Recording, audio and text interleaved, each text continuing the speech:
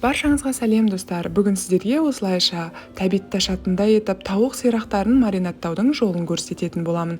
Ешқандай ұзақ ұстаудың қажеті жоқ. Бірден маринадтап болып пешке жөнелтсеңіздер болады. Іші сондай жұмсақ болып, сочный болып пісетін болады. Ендеше кірісейік. Ең алдымен тауық сирақтарын осылайша жуып, тазалап алғаннан кейін қағаз сүлгілерге орналастырып, кепкенін күтетін боламыз. Үстіңгі жағын тағы да қағаз сүлгілермен басып, ылғалын алып алсаңыз тіптен жақсы.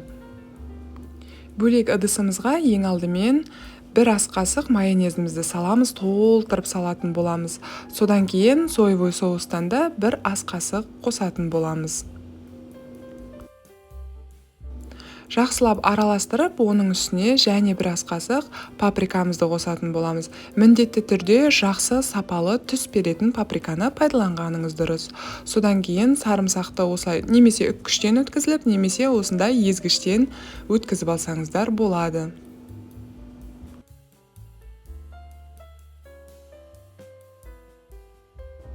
Содан кейін бір шай қасыққа жетпесе қызыл бұрышымызды қосатын боламыз.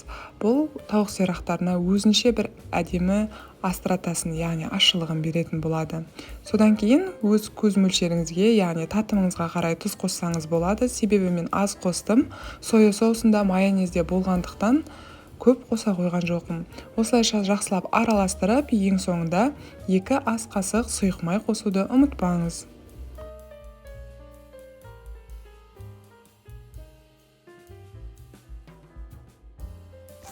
Мінекей тауық сирақтарына маринадымыз дайын болды. Енді кеуіп суынан құрғаған тауық сирақтарымызды ыдысымызға салып, маринадымызды үстіне салып, жақсылап қолдың көмегімен барлық жеріне жеткілікті тиетіндей етіп салып, араластырып шығамыз. Достар, каналыма тіркелуді ұмытпаңыздар. Алдағы уақытта оңай деген дәмді рецепттермен бөлісетін боламын. Осы маринад сізге ұнаған болса, өз пікіріңізді төменге қалдыра кетіңіз. Мінекей барлығын жақсылап араластырып болдық. Бірден пергамент қағазына орналастырып, қызып тұрған 180 градустағы пешіңізге бар жоғы 25-30 минутқа қойып алсаңыз болғаны. Қызарып пісе бастаған кезде пешіңізден алсаңыз болды.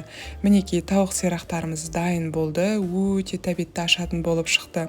Іші сондай сочный, өте дәмді болып шықты. Сіз де жасап көріңіз. Видеомды соңына дейін көргеніңізге алғысымды айтамын.